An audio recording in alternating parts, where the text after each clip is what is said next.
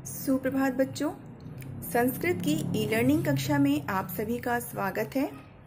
बच्चों, आज मैं आप सभी को संस्कृत की पाठ्यपुस्तक से चतुर्थ पाठ नामक पाठ का अध्ययन कराने जा रही हूँ, जिसका शीर्षक है स्त्रीलिंग शब्दा। स्त्रीलिंग का मतलब क्या होता है और स्त्रीलिंग की पहचान क्या होती है, इस पाठ के द्वारा मैं आप सभी को समझाऊंगी। चलिए हम इस पाठ का अध्ययन करते हैं और इस पाठ के साथ साथ स्त्रीलिंग का एकवचन, द्विवचन और बहुवचन में प्रयोग भी करना सीखेंगे कि हम इसकी पहचान कैसे कर सकते हैं और इसका प्रयोग किस तरह से कर सकते हैं। तो चलिए अब हम पाठ को पढ़ना शुरू करते हैं।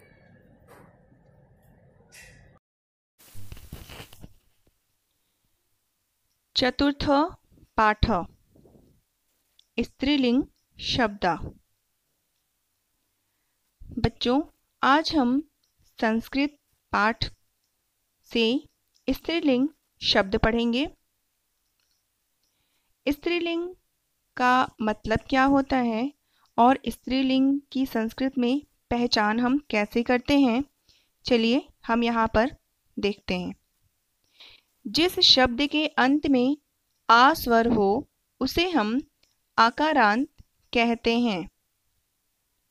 यानी कि इसकी पहचान क्या होती है कि शब्द में आ स्वर जो है वह होता है, इसे ही हम स्त्रीलिंग शब्द कहते हैं।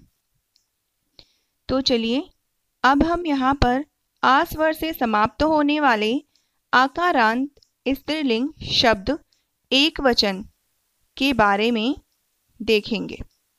सबसे पहले हम वचन का अध्ययन कराएंगे, उसके बाद द्विवचन और बहुवचन के बारे में भी बताएंगे। पहला शब्द हमारा है माला।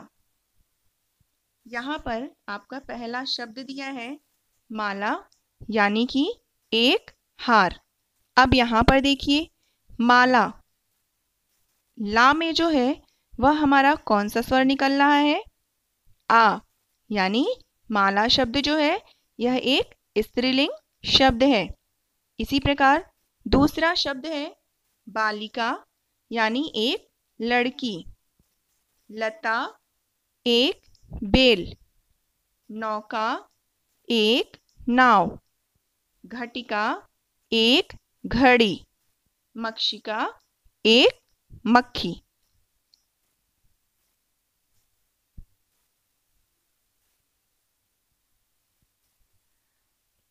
तुला, तुला का मतलब होता है एक तराजू। शिक्षिका मतलब एक अध्यापिका। छुरिका एक छुरी। अजा एक बकरी। चटिका एक चिड़िया। पेटिका एक पेटी। तो इस प्रकार बच्चों आपने यहाँ पर एक वचन स्त्रीलिंग शब्द के बारे में जाना। चलिए अब हम आगे देखते हैं।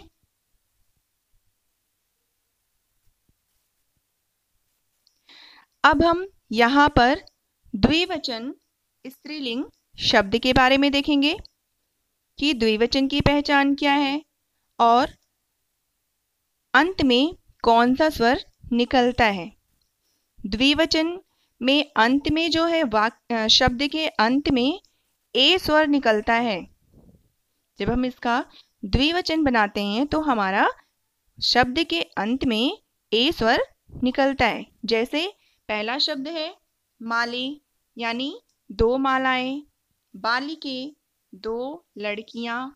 लते दो लताएं। नौके दो नावें। घटिके दो घड़ियां। मक्षिके दो मक्खियां। तुले दो तराजू। शिक्षिके दो अध्यापिकाएं। छुरिके दो चाकू। अजे दो बकरियां। चटके दो चिड़ियां। पेटी के 2 पेटियां। इस प्रकार बच्चों आपने यहाँ पर द्विवचन का प्रयोग देखा। एक वचन में शब्द क्या था? माला। और जब हम उसी का द्विवचन बनाएं तो वह हमारा माला का द्विवचन क्या हो गया? माले। यानी द्विवचन में हमारा कौन सा स्वर निकला? ए।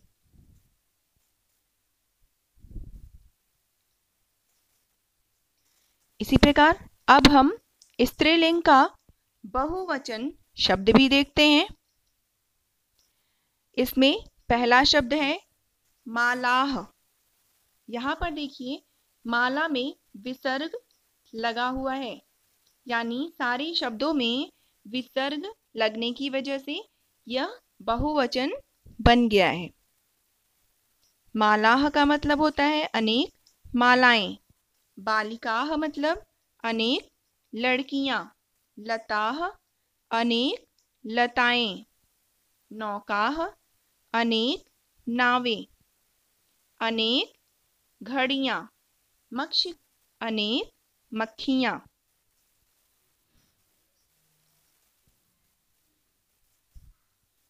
तुलाह अनेक तराजू।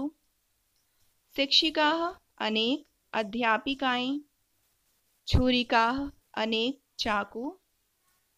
अजाः अनेक बकरियां। चटकाः अनेक चिड़ियां। पेटिकाः अनेक पेटियां।